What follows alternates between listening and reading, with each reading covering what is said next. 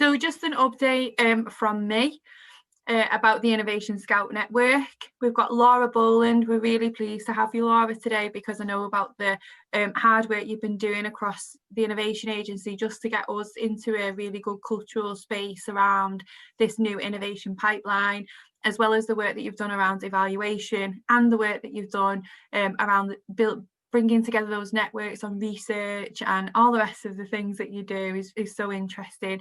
And I think for the people here today, you'll be able to really see a clear proposal of what the Innovation Agency will help you to do around innovation. We'll take some time for question and answers. These are just general timings. It's just we'll have a break in between there, I'm sure, as well. And then what I'm going to talk you through is some of the coaching support that we've got at the Coaching Academy that's going to fit in with that innovation pipeline, so you can actually see some of the benefits that we'll be able to help with in terms of building capacity, creating that network, that community space where you can speak to people who are innovating at similar stages, or even those that are further in that stage, so you can really gather intelligence and share some of that knowledge that you'll build up on. And again, we'll show you some details of that. So this was just a little bit of the current offer that we've got. So Innovators Mindset, evaluate your innovation. You will be able to apply for any of those. There's different dates that they'll start. A little bit of feedback that we've got from some of those sessions. You might have seen that last time. And then don't forget, if you do want to access any coaching from now, you can join us every Wednesday at 11 till 12. Just email us and we'll send you that link. Really great session, people innovating in lots of different areas.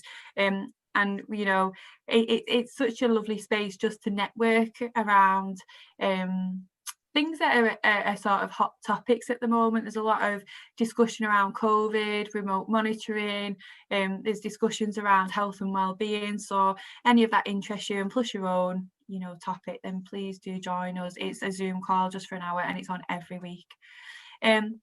Just a reminder about another community of practice that's just launched, which is from NHSX. So anybody working in those three themes at the bottom, care homes, digital inclusion, and a general improvement one. If you would like to join this national innovation collaborative, then you can just get in touch with us and we can pop you onto the the Future NHS site too.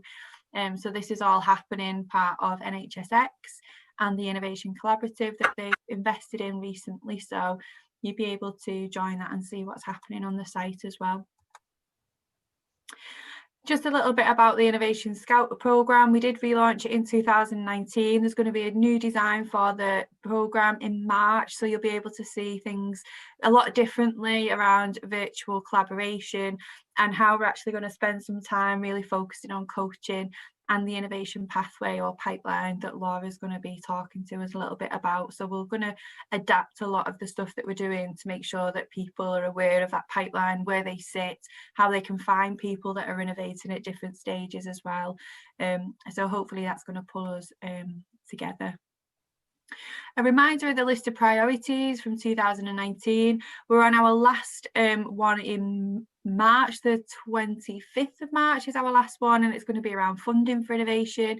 And today we're looking at research and evaluation. So these priorities were the 11 different priorities that we discussed on the initial uptake of the Innovation Scout programme. These were the things that you nominated for us to help you with. So we've already got past webinars. We've just actually had them put together from one of our comms people on a slide deck in YouTube, so we can send those out to you as well, so you can see all the past webinars that we've done. And then just in a little bit more detail, this is where we are today. So research and evaluation, this is what we're going to be looking at today, and the last one there is funding. That's the final one that we're going to be looking at, how that can be supported. Okay, so Laura, that's me. If you want to start to share your slides, and introduce yourself a little bit, that would be great. Yeah, I'll introduce myself first, and thank you for giving me half an hour, but I won't just talk for half an hour and do questions at the end, because it will be a bit strange, especially as I can't see everybody. So yeah, I mean, feel free as I'm showing the slides if you've got questions as we go, and we can have a bit of a discussion around how you think both the innovation pipeline and the evaluating your innovation Moodle fit with the work that you're doing. Okay, so I'll just share my screen. by way of a proper introduction, so I'm the Innovation Insight Programme Manager at the Innovation Agency. And I've recently been leading work to create an innovation pipeline operating model, which we very much see as a collaborative model for the North West Coast. So that's what we're going to have a look at first. But then I've also been developing our ability as an organisation to support innovators in the region, and to develop our tools and resources to help you understand and demonstrate the value of your innovation and how that sort of fits within the bigger innovation landscape, both across the North West Coast and nationally. So the first thing I'm going to put up is our innovation pipeline. So this was actually, can you see that first of all? Is that sharing okay, Carla? That's sharing. It's not on present mode, but we can see it. There we go. So there you go, brilliant. Right, so this has actually been inspired by some work done by another one of the HSNs, Health Innovation Manchester. And they've got a devolved system in Manchester, as I'm sure you know, so they already work in a more cohesive way because they have to sort of prioritise and share out the budget. So they have to sort of justify the work that they're doing so they can divvy that out in the most logical way.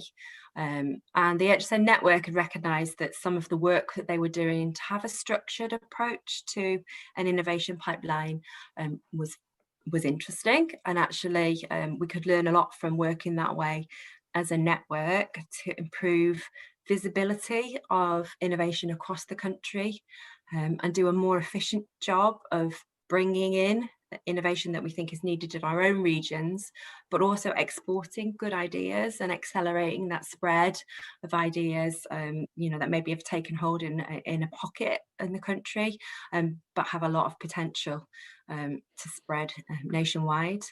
And I don't know if you know, but the current rate of spread of innovation is something ridiculous, like 17 years for a good idea to be developed and take hold and then become sort of standard practice across the country, which is obviously far too long. So, we're hoping that by having a structured approach and having more visibility around the work that we do, that we can knock at least a few years off that.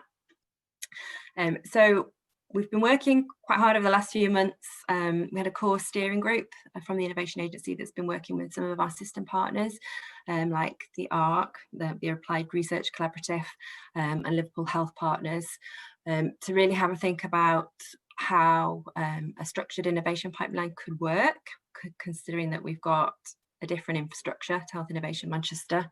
So we've kind of tried to pick the best bits of the work that they do and some of the logic and the thinking behind it, and tailor that into a collaborative model that is probably a bit less prescriptive, but hopefully will really foster collaboration at different points along that innovation journey.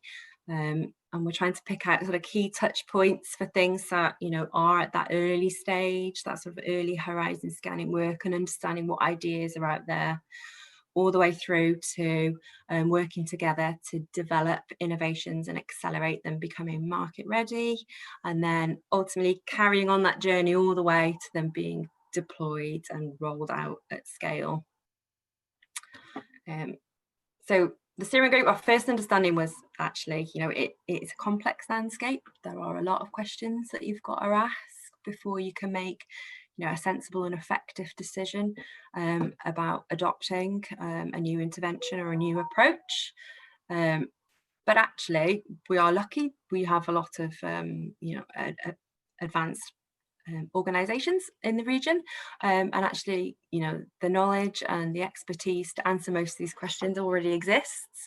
It's just that it's not always as well coordinated as it could be, and hence the delay and the time that it takes to make things happen. And we understand that, as Innovation Scouts, you are a great conduit into the system, but I'm sure you'll agree that it still can be really bewildering to know where to go at different points along the innovation journey, and to know who to go to get the best answers to your question and get the best support at different stages.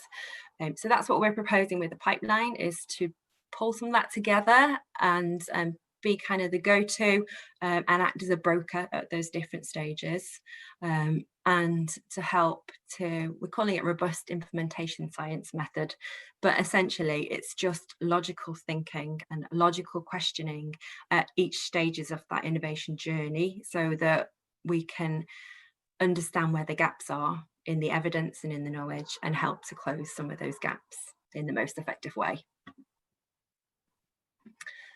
So this is what it looks like. This is our proposal for our Northwest Coast Innovation Pipeline. It's broken down to sort of 3 key stages. The early stage, where you discover the innovation, into developing, working that up into a proper evidenced proposal, and then ultimately when it gets adopted and spread into the deploy stage. So kind of sitting below that, we've got 6 stages, and the detail of the activity that sort of happens within each of the stages, you may or may not need to know about, depending on where you sit along that pathway. But as the innovation matures and goes through being an idea into, getting a more depth of understanding around how it might work, it moves through qualification, and then we've actually used some technical terms that we've taken from Health Innovation Manchester. But solutioning is essentially deeper investigation into what this would mean in the local system, the complexities of the system that you might be putting it into, and what is currently going on in that space that might mean that it wouldn't get adopted. And if all the kind of get all your ducks in a row and it is looking promising and things are aligning, then you would go into the latter stages where you're doing proper validation in the real world to understand the usability and the user friendliness of it before it gets rolled out at scale. So in between each of those stages of activity, we've actually identified fairly rigid decision-making gateways, and that is to make sure that we are sort of testing the innovation and making sure that the things that we are putting our resource into are those that are the most wanted by the system. And that is essentially our definition of the best innovation. It is literally those innovations that we think are going to have the most impact on our local populations and patients. And by kind of the most potential impact, we mean those that are local, sort of frontline end users, the solutions that they really want to meet the local needs and local challenges in the best possible way. So you can see that we've done a bit of a reorganization of our internal structure so that we've got a more logical meetings cascades, so we can sort of effectively hand over the baton internally between our colleagues as things progress, but also so that we've got these clear touch points when we need to engage with our partners across the Northwest Coast to sense check the work that we're doing, seek partners, and do that brokering, do that matching of people who've got ideas and people that need additional support. So we're going to have specialist triage groups. We're not just going to look at products, so sort of commercial supplier offerings. We're also going to strengthen our links into the research structures and organisations across the region, and pull good ideas from research onto the pipeline, and also work more closely with clinical innovators as well. So we're capturing that clinical innovation on things that our triage groups, our specialists in those areas think look promising, will come over into our multidisciplinary innovation agency assessment panel, where we'll start to ask more in-depth questions around what we think the potential impact could be and the potential value. If that internal group thinks that yes, this is really promising, we're then going to go out to our contacts in the system, so people like yourselves, people like clinical leaders and clinical experts, commissioners, and just sense check our thinking really, because we're innovation generalists, we aren't specialists, and we don't understand every nuance about the challenges in the system and the things that are being used and the things that will work and won't work. So we're going to kind of formalize that process of engagement a bit more. And there'll be a dual purpose to that. It will be about showing what we know about these innovations, but also hopefully getting someone to stick their hand up and offer to partner on the latter stages of the pipeline, which is the stages when we start to try stuff and we start to validate it in the real world. Hopefully, ultimately, with the goal of getting to the point where we've got the evidence and the business cases and the implementation plans so that we can go to commissioners with yourselves and request for it to be formally purchased. So is that probably a good time to see if anyone's got any questions, because I know it's quite a lot to take in, isn't it? Yeah, I think so, Laura. And I'm just wondering, I suppose a question for that, everyone should be able to unmute if you want to talk. And I suppose a question for that would be, how do you see this impacting your own work? How do you see this, whether it's delivering systems, whether it's innovating yourself, how do you see this impacting?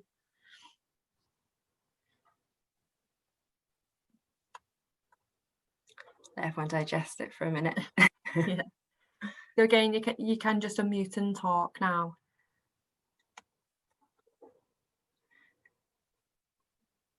Yeah, and it might be that I suppose these gateways this is how we see ourselves sort of marshalling the innovation along that pipeline, marshalling it through. I put that one up. We are, we're hoping that this is going to become the innovation pipeline model for everybody, and at different sort of touch points at different stages along the pipeline. Mm-hmm. The people that we work with will change. Oh, I've got a hand. Michelle. Yeah. So I'm quite new to the innovation agency, sort of the last 6 months maybe. So I don't know historically how it went, but it certainly seems a good structure in a way to sort of process innovation. But that, again, I'm naive. No, it's good that you think that it's logical. And I would say that we probably were doing lots of this activity before, but maybe not in such a structured way and not so joined up. So the ambition for the pipeline, as well as it being, I suppose, a tool so people can visualize where they sit in a more effective way, it's also going to be underpinned by platforms that will help us to capture our data and our knowledge in a more logical way as well. So the end result of that is going to be that it's going to feed into a national dashboard, and that visualization and data sharing will be easier as well and more logical. So hopefully it is a bit of a stepwise change to the way that we've worked in the past. I think the activity that kind of sits behind it is the same. It's just going to be more joined up. Yeah, looks good. Brilliant. Can I just ask anybody that's actually looking for an innovation how you think that's going to impact, or whatever particular area that you work in, if you're searching for an innovation, how do you think that's going to help with that?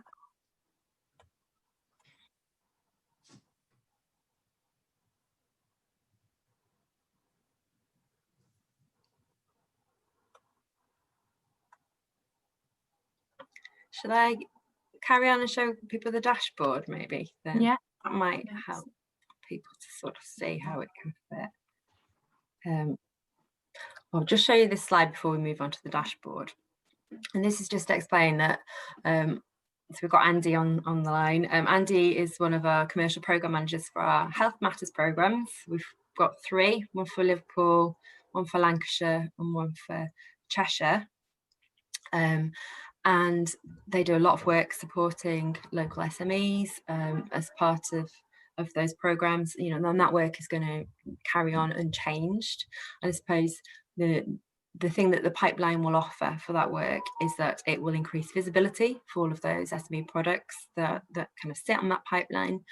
And for some of those products, those that our system have sort of validated that they think are going to have the greatest impact, and those that are really wanted, there's going to be an enhanced offer. So essentially we're saying that we'll put more resource behind it as an organisation to make it become a local programme and to support with that implementation and that that kind of managed push out into the system as well, which potentially we haven't joined that up as well in the past. So we've done a really good job of getting products to be market ready.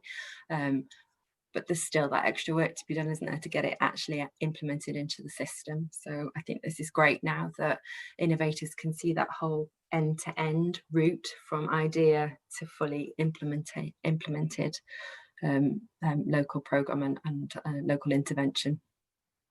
Because that's such a key thing at the moment, isn't it, around, you know, some of the national programmes, and actually how they fit locally is totally different in each area, isn't it? You know, so to have that dedicated and to have that outlined and recognised, you know, should be a huge, I think it's a huge step forward.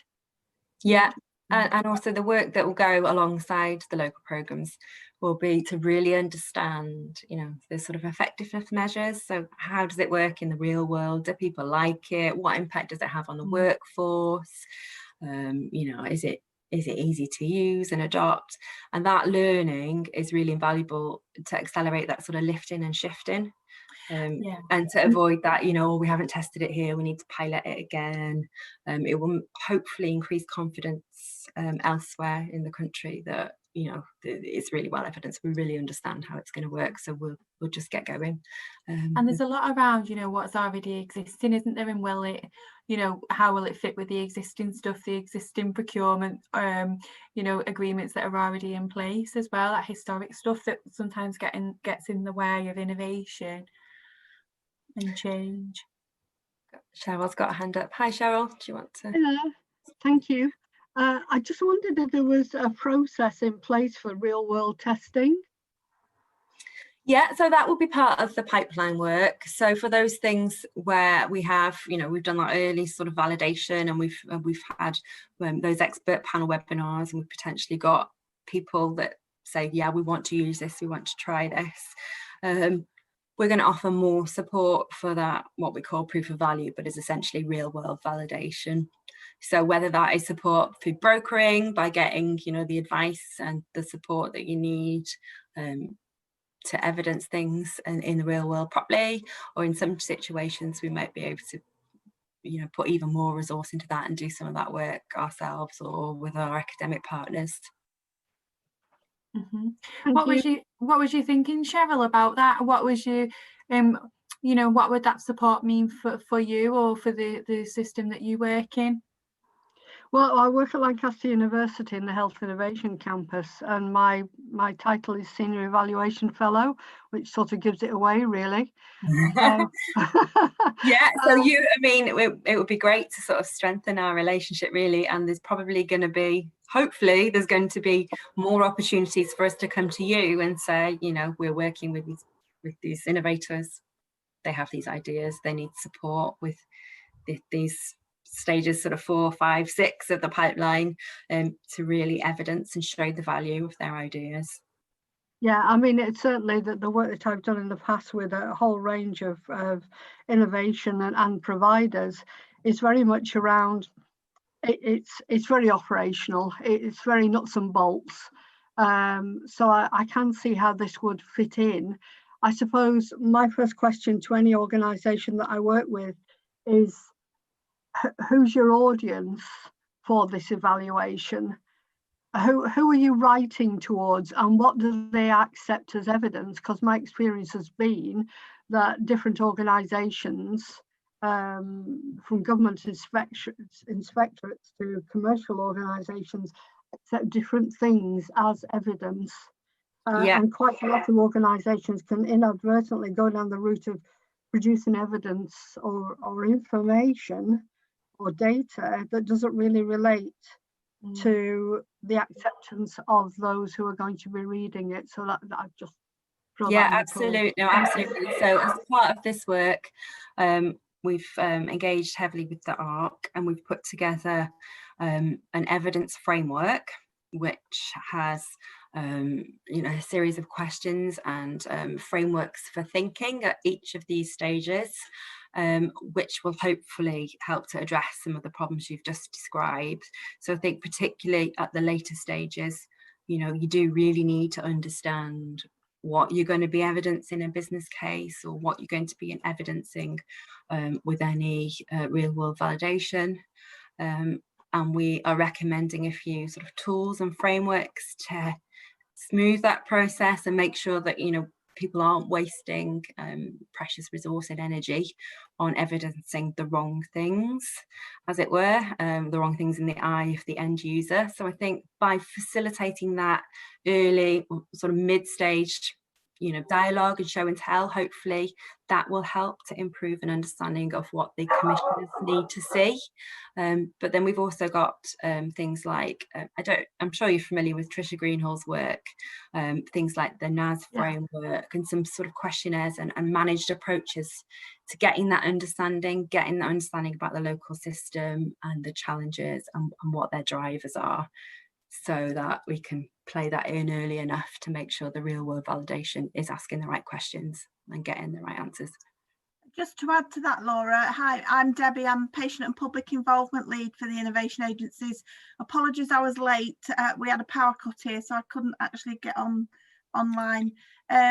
We've been involved with patients doing 2 real world validations with the University of Chester in the last year, and we help trial some of the innovations, obviously depending on what it is, with patients. And one of the things we have learned is not to let the innovators write the questions for the surveys and the results, because they write them because they want a positive outcome for their innovation, which is quite natural.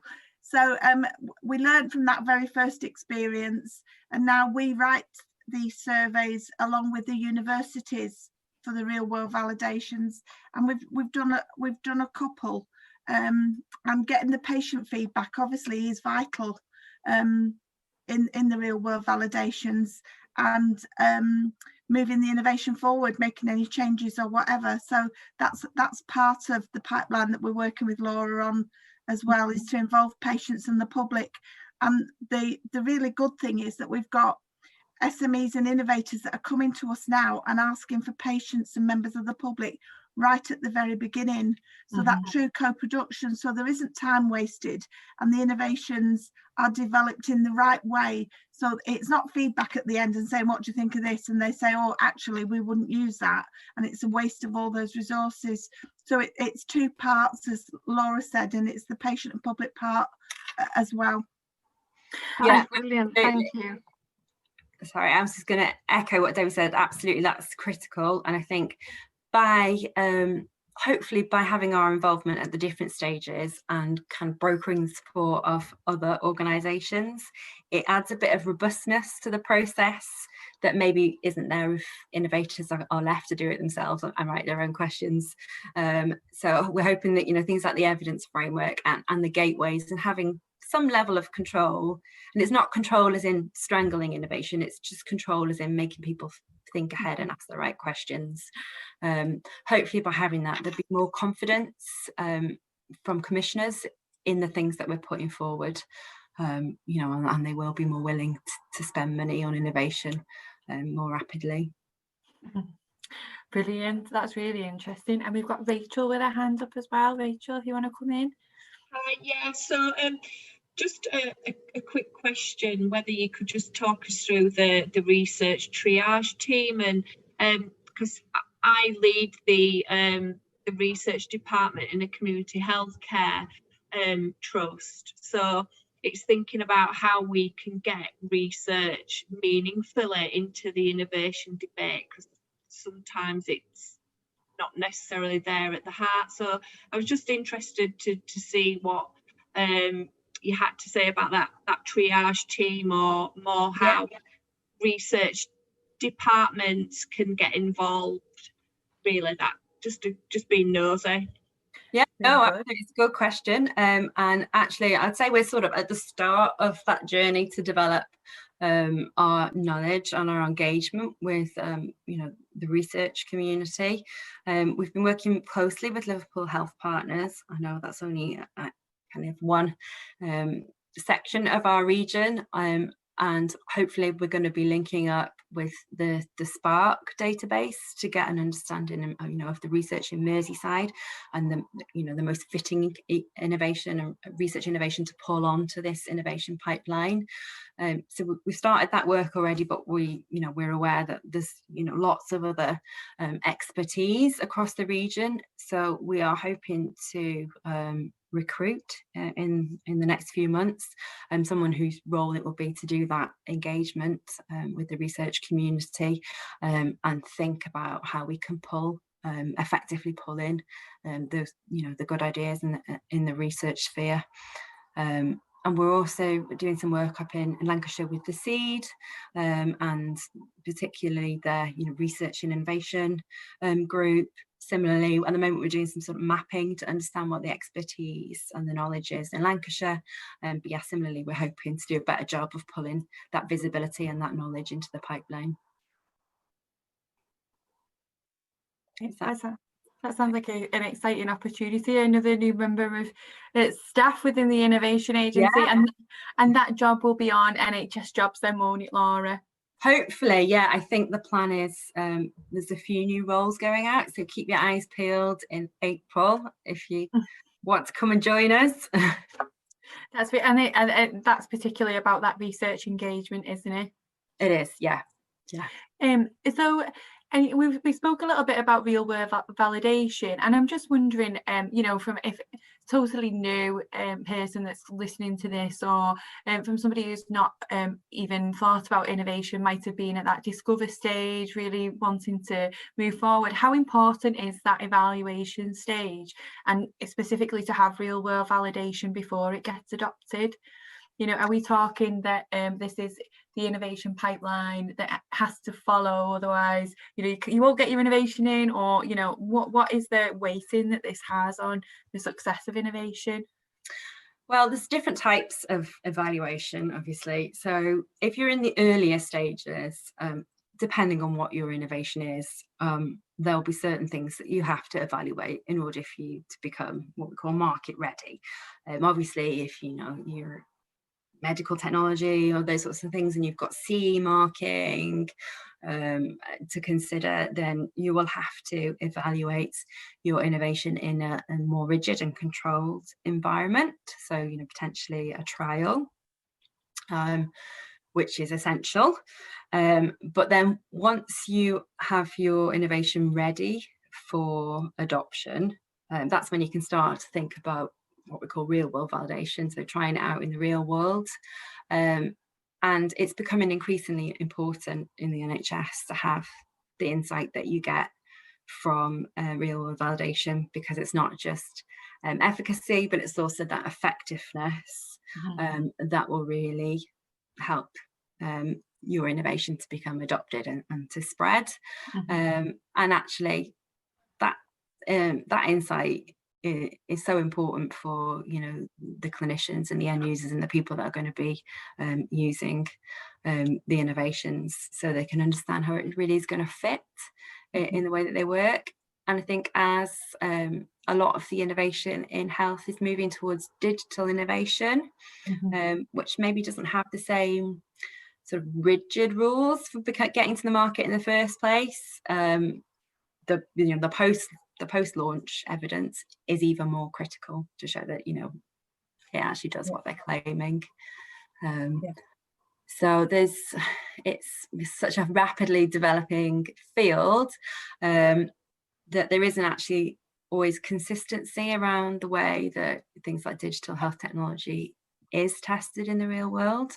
NICE has tried to address that, so there's a framework out from NICE, evidence standard framework. It's trying to give some guidance, but it's still sort of early days and very confusing. So again, that's what we're hoping to help with the pipeline, is to give a bit more consistency to that, and just to offer a sounding board or a broker or a route in for people that want more guidance around how to evidence their innovation in a robust way.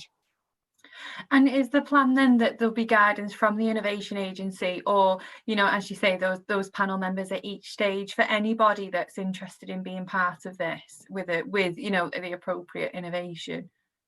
Yeah, so we're looking for volunteers really to look at things. We want to build, you know, I guess a database of lists of people that want to be involved in those expert panel webinars and potentially want to be involved in trying new innovation as well. So I think, you know, great opportunity if your Innovation Scouts group are interested in getting involved in that.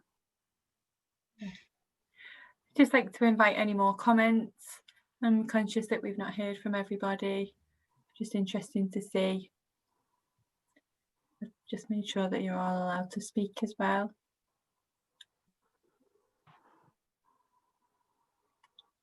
Hi Cheryl, yeah.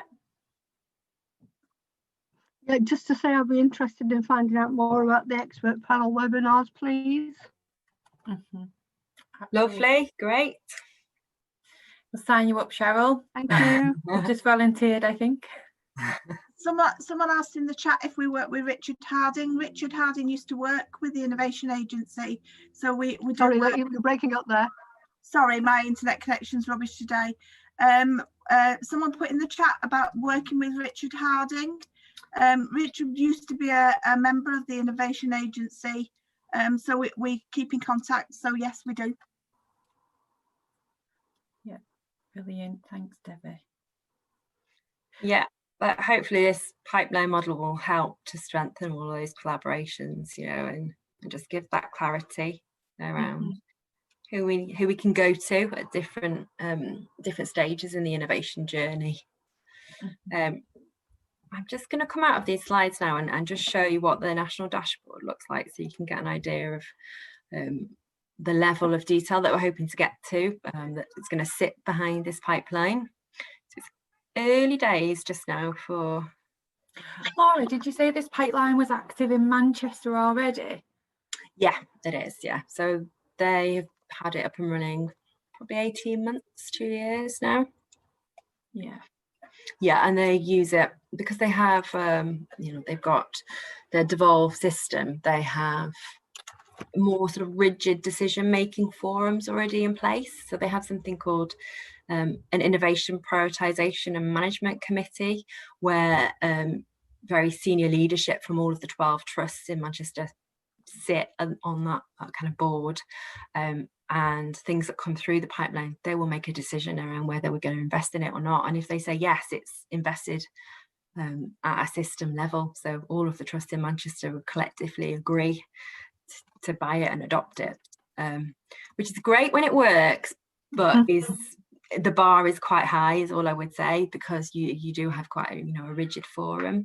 So I think we're going to try a more flexible approach with a more sort of tailored audience, depending on what it is, because we think that for our system, hopefully that is that's more how we operate, and that's what the commissioners want. Yeah, that makes sense. Thanks, Laura. I'm just going to share the dashboard.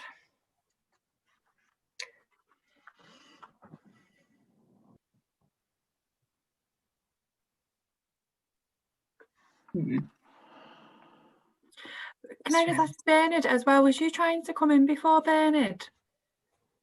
No, I wasn't. I did see my name popped up a couple of times, but I wasn't. I think this is really clear. I had no questions because it's very, very clear. The slides here. I may have something to ask at the end, actually. I just wanted to make sure I hadn't ignored you, just in case. Oh, thank you very much. Appreciate it. Took you down there for a minute. Right, can everybody see the dashboard? Brilliant, yes. Yeah. So it's early days. We've only just started doing some data returns on this, and we're only just starting getting all of our platforms and things in place so that we can host this data, and it's not just me having to input an Excel spreadsheet every time, which is what's happening at the moment. But I think it's going to be really powerful when all of the AHSNs across the country start to input into it, and because you'll be able to see all of the innovations that we are working on supporting in whatever capacity that is, whether it's just advice or whether it's full-blown evaluations and local program implementation support, and you'll be able to filter and look on which AHSN is working with it, what type of innovation it is, which care setting it's applicable for, and then what stage it is across the pipeline. And what you can do is you can just hover over these dots and you get these nice little pop-ups which tells you a little bit about the different innovation, just enough so it's quite easy to digest. But then if you do see things that you think could potentially be local solutions or things you want to partner with, then you know where to go, and we can get additional information if necessary.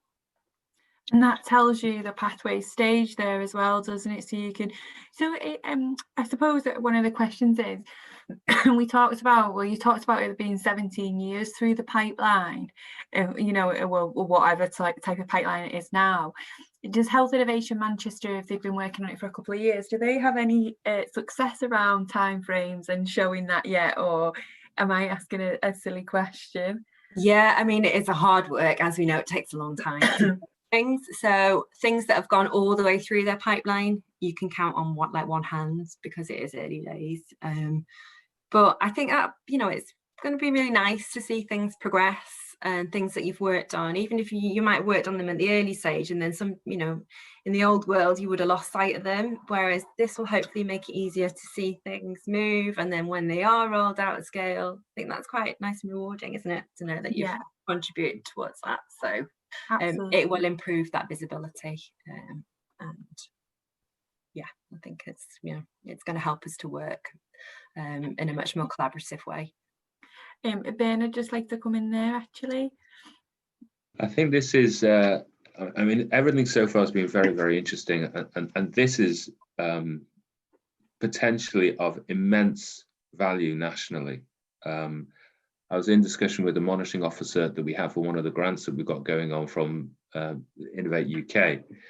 And at the end of all of something of this nature is very much lacking in the huge amount of funding that goes into Innovate UK medical grants. And there's some phenomenal solutions that are grant funded, but then do not lead to adoption because of the 17 years you mentioned earlier on. Mm-hmm. Once this is established, this kind of easy to understand, easy to query dissemination tool may also ultimately be a way of disseminating other agencies' projects. Mm-hmm. So I think this in itself may be of, as well as all the other work that's going, be of very high value. That's all I really wanted to say. Thank you. No, that's, it's really encouraging. I agree. I think it's got great potential. Obviously, it's only as valuable as the quality of data that goes in. So we're going to have to be really careful around, sort of consistency and thinking behind it. But, the NHS has historically been sort of woeful at investment and support at that adoption and implementation stage. And things like you say can fall off a cliff, and great innovation can just get lost. So if that can help towards improving that situation, then, job done. Brilliant. Mm-hmm. So there's an evaluation framework which shows the thinking behind the different stages. It's probably a bit detailed to go through now, but I can share it afterwards if people want to have a look. And we're going to work more closely with the ARC as well to do rapid evidence synthesis and evidence generation as well to facilitate some of this progression. Mm-hmm. And the other thing I was going to talk to you about today as well is we've created a course evaluating your innovation. It's an online Moodle course, which is part of, it's kind of stage one in part of us building up our resources to help innovators to sort of self-help as well, to generate more evidence and demonstrate the value of their innovations. Carla, if we've got long enough, if I... Yeah, absolutely. Yeah. Can I show you that as well? Yes, I was going to do it at the end, so you'll save me a job, Laura. Oh, were you going to talk about it? You can do it if you want. No, absolutely not. No, you're far better than me. I can open somewhere. Here we go. Move you again. Yeah, brilliant. We can see that. You won't move. Oh, there you go. Right. Can you see the course overview? Yes, yeah. Lovely. Right, so it's a self-paced online course that we've developed. It's been broken down into 6 modules, and you know, if it suits you just to kind of work through it and do the learning and the reading by yourself, then that's absolutely fine. But we also offer it as a facilitated cohort. We've got a great coach called Sean Taylor, who is available to help people do additional thinking around you know, the theory and applying that back to your own innovation and helping you, whether it's with earlier stage evaluation or whether you know you are ready for adoption and it is more around that real world validation. So you can see that the 6 modules, we've got a bit of an introduction into what evaluation is, why it's so important. Then we've got a look at the different types of evaluation. Module 3 focuses on economic evaluation, how you can demonstrate cost effectiveness, return on investment, benefits realization, whatever you want to call it. Module 4 is looking at the difference, we touched on it a bit already, the difference between that sort of controlled environment, more rigid, randomized controlled trial sort of evidence generation versus a real world validation, and how it can really help you with some of that gap closing when it comes to getting things pushed into the system. Module 5 is a look at some of the methodology and tools to help you plan your evaluation. So things like logic models. And then finally, module 6 is around optimizing your results.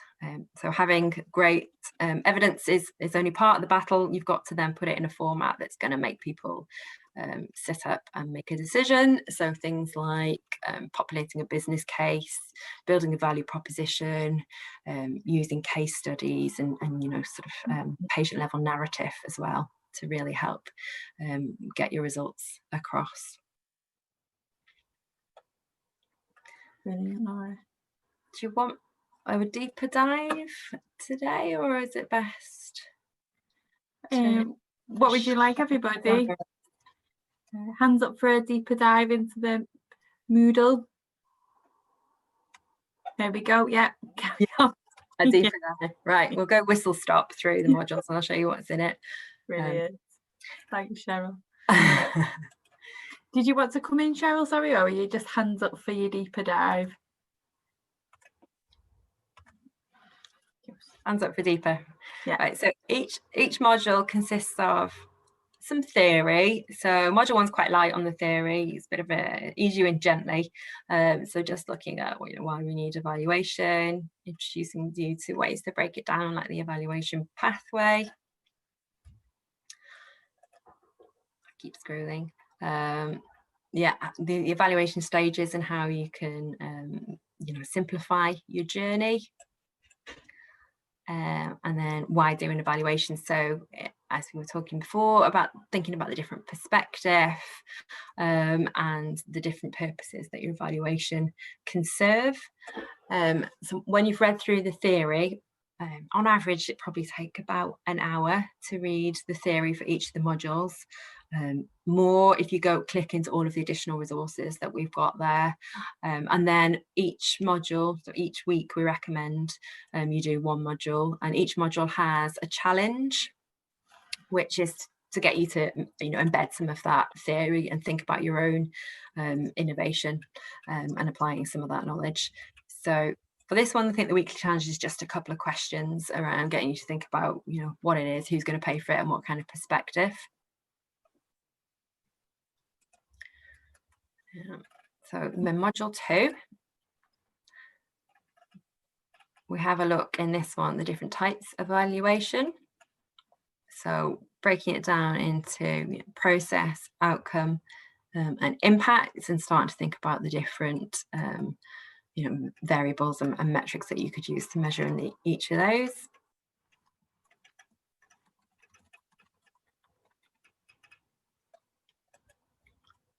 Don't want to do too much scrolling because you'll get funny vision.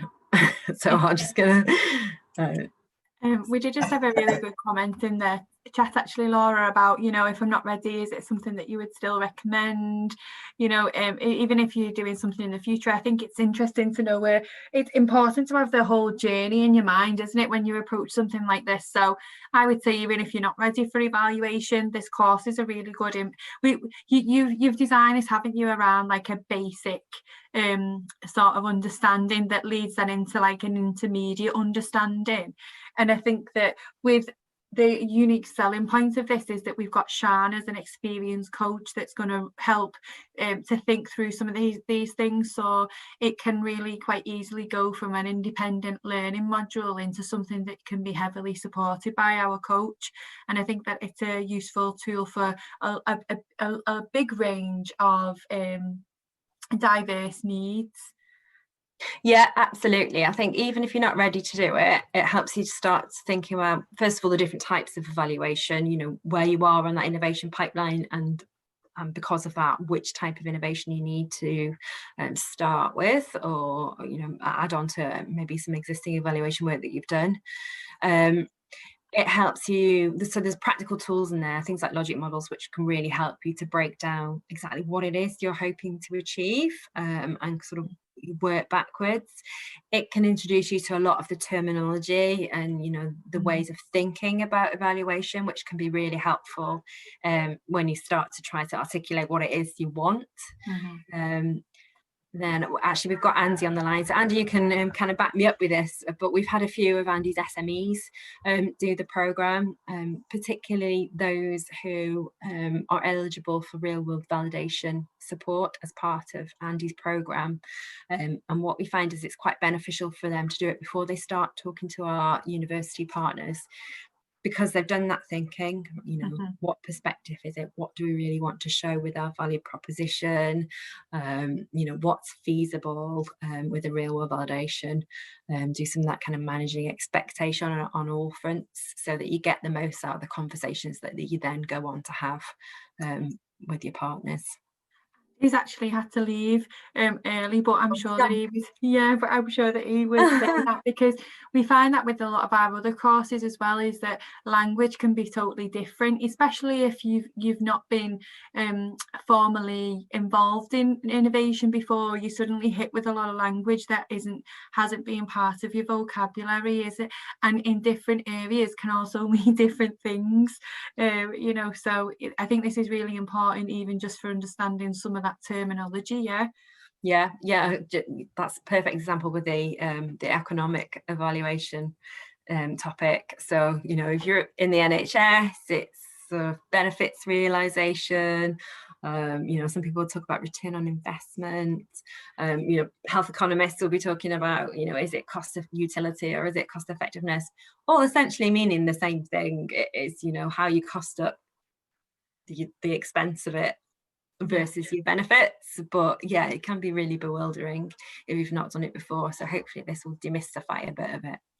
Yeah, and you know, really importantly to the Innovation Agency, we've just revisited our values, and one of those is around engaging all voices, and I think that speaks a lot to that as well, you know, enabling people to actually use their voice to understand the context of the conversation that they're having.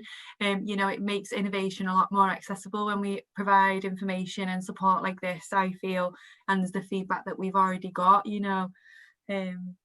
Yeah, and you know, Sian, our coach, is an experienced researcher. She's there to sort of facilitate your thinking, but if there are areas that you're really struggling with, then, you know, we can put you in contact with people that can give you more in-depth support as well. That's great, Laura. Are there any more questions for Laura? Lovely. So I think we'll finish it about 15 minutes earlier. I just want to run through some of the other courses, if that's you finished there, Laura, with the presentation. Yeah, just to say, if anyone's got questions afterwards, I know it's quite a lot of info, and I'm going to share the evidence framework thing, but yeah, just get in touch if you've got specifics.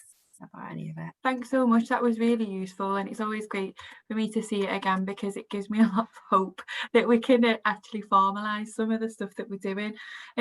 What I wanted to share really is the importance of coaching, you know, from being at the coaching academy and having this approach with a lot of our, you know, I know Deb's a trained coach, and you know, she does a lot of that approach with her patient involvement, don't you? And you know, it's always really interesting to see how it actually brings out the best of things, and taking that approach with the evaluation stuff is going to be really interesting as well. Yes, no worries, Cheryl, I'll go on to that in a second around availability, but this is what we like to think around the culture that it'll grow. So not just about that innovation, but actually how can we use coaching to help you to look at the culture that you're working within. So we know that the system's got to be ready, the organisation's got to be ready, the individual's got to be ready, and the innovation's got to be ready in order for it to work. So coaching will really help you to do a lot of these things, so become more productive, develop those skills, help with communication. And one of our modules for spread and adoption in particular, we look at engaging people, we look at how to make sure it's accessible, and really what that language needs to change, the things that we've kind of touched upon, how to change that language and feel comfortable, how to develop an elevator pitch. You know, all of this sort is we know within the person that comes to us at the innovation agency, but coaching is just one of our offers that helps them to get to that point a lot quicker. So I thought what I'd just show you as well is these three sort of things, and I think I put develop there as well, because I think sometimes these two can mix. You know, they've got to evaluate at certain points, haven't they, as well as then move forward and deploy. So I don't know what you think about that, Laura, but I'm thinking about the way of the pipeline. So we would sort of start at innovators mindset, and that's getting you to think innovatively, or helping you to really look at the impact of your work and where innovation could sit within that. And then we've just looked at evaluating your innovation from Laura, but the other final one that we've got around strategies for spread and adoption, and these are three of our online courses that will fall quite nicely within this. I've just got some feedback here from the Innovators Mindset programme, and these are three of the topics that people have said actually help them with. So we had an anaesthetist who has now developed software for a new platform. Is just at the first stage of that, following the Innovators Mindset programme. It's helped people to think about, you know, how to keep that resilience up, which is a really big part of, you know, the human side, isn't it, of innovation, and how it impacts us when we're hearing, like this person said, 20 ways to kill your idea. Even though we know it's not that, it's just that there's things that may not have been done, or, you know, not speaking the same sort of using that same terminology as they need to hear. It could be something really small that we can actually help them with, and it gives people a push, so hopefully it'll keep with that momentum. And then for coaching for spread and adoption, there was a lot of things around that change and COVID, and I think even now is a more important time to help people find solutions themselves and offer that coaching support from an environment that's totally external, so there's no pressure. It's just really about you setting your own goals and us coaching you through that way to get there. But we do like to offer a lot of tools and techniques. You know, Laura mentioned value proposition. We also look at things from different resources. We've got a huge, you know, dashboard full of things that you can pick in and out of, and you can mainly work at these programs in your own time, to whatever suits you. So there's just a little bit of feedback, and what I thought I'd show you is some of the particular bits of content that we love. I'm just going to check in the chat. No worries, Kath, to see people are leaving. So Innovators Mindset, the types of things that we look at is around curiosity. So you start thinking about, what have you got enthusiasm for? You know, what is that sort of question that you're not too sure about, what you're concerned about. And we can do coaching chats about this, and it tends to be the setup for a lot of the different calls. So we'll look at some of the content, and then we'll design coaching questions around that. So for example, you'd be on a call with other people, and we'd ask you, what's one thing you've been curious about this week? And it spark a conversation to really build that connection and start learning and sharing knowledge with each other. We look at growth mindset versus fixed mindset. How do we make sure that we're looking for opportunities to grow rather than looking at them as limitations? And this is so important going through that pipeline to really help people with that resilience. I think, Laura, you know, that you know, maybe that gateway didn't open this time, but what do we need to go back and have a look at? That's not the limitation. This is an opportunity to do something different to help that move forward. And that can be really difficult, but hopefully something that is going to be the difference between staying there and not trying again, and you know, that person then reaching the end of the pipeline within 7 months and we break the world record for innovation in the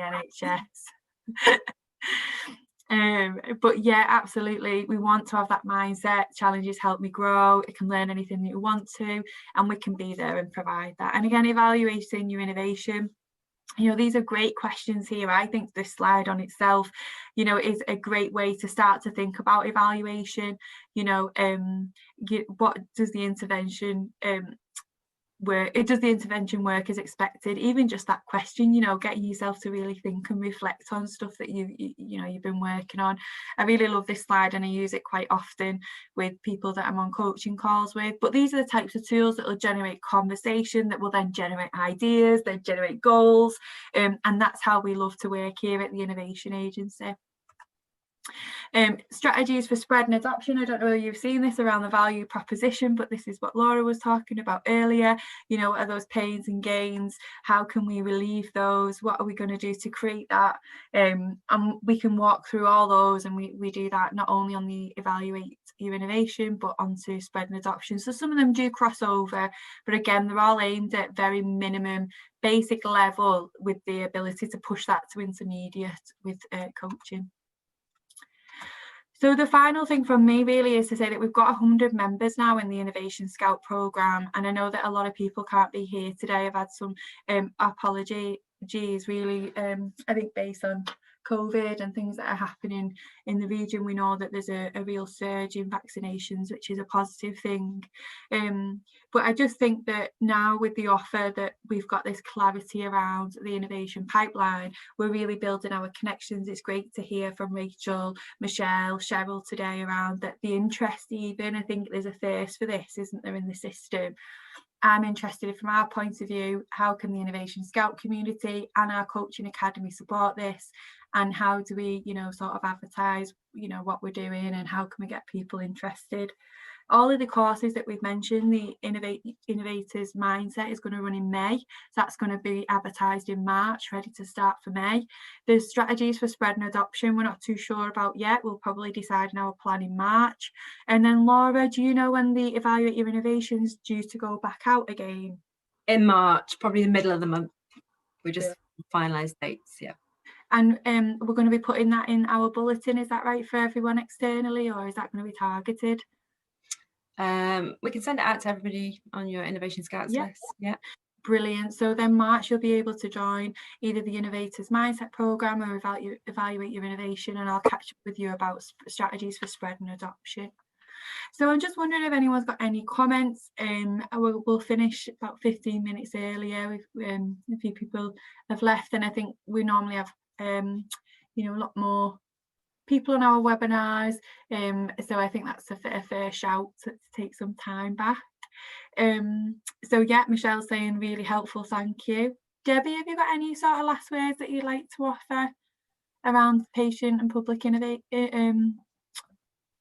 I can't speak today. Patient and public involvement. No, I'll put my email in the chat, and if anybody wants any support or information on how to involve patients, one of the things I am doing, I'm working with our transformation lead, Howard, in Lancashire and South Cumbria, and we're hoping to do the same in Cheshire and Merseyside, is create a network. So we're working with the CCGs, the hospitals, to create a PPI network, so that rather than people going to individual organisations to get help, we'll have a big network and a big resource where we're all working together, because we're all trying to do the same thing. And also for the patients, it'll be really nice because they'll go from the ARC and NIHR, they'll see the research part of it and actually see what happens to their research. Because at the moment, a lot of them are involved in research and then it finishes, so they never actually find out what happens. So we're doing that innovation part after the research, so they can be involved in that as well. So I think that'll be really useful. Yeah, absolutely. You mentioned that as well, Laura, didn't you, about seeing things through, and a lot of people find dissatisfaction from not sort of seeing an end result, don't they? And it can be quite challenging in a role where you don't, if you've offered so much out, it's like filling in a survey, isn't it? And then not getting a response back. Feels a little bit tough, doesn't it, to sort of that they've made a difference. I think we've all got such specialist jobs these days that sometimes you do lose sight, how much of a contribution you make to the bigger picture. So yeah, it's really important, isn't it? Yeah, and I think this way of working has highlighted that we're all doing similar things in different ways. For example, I've linked with a lady who's coordinating Health Watch for Lancashire and South Cumbria. And one of the things we're trying to do is, when we're allowed, to get into care homes again.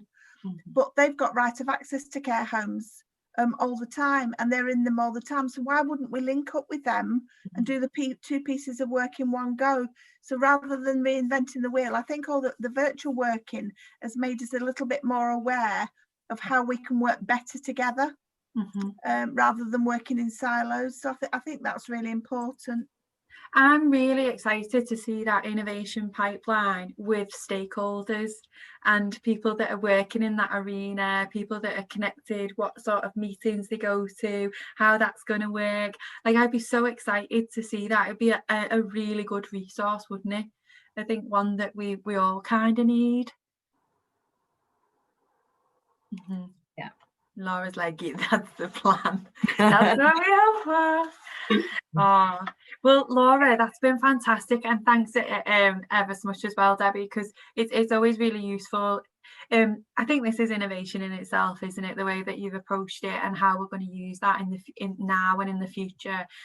Definitely extend everybody's offer to get in contact with us and use this as much as possible. As I say, the Innovation Scout's going to be redesigned again in March, and we're going to be looking at what the offers actually are, I think in response to COVID, but also to make sure that we're fitting in with this work as well, the things that Debbie's doing, the things that Laura's doing, and we look at the system as a whole. So I definitely recommend getting in touch with us and trying to shape that offer too. Thanks, Debbie. Anything left to say, Laura, Debbie, now? No, just looking forward to working together on this. It'd be great. Thank you. Thanks everyone for attending. We'll send the recording out along with the slides. I hope you have a great rest of your day, and I'll see you soon. Thanks everybody.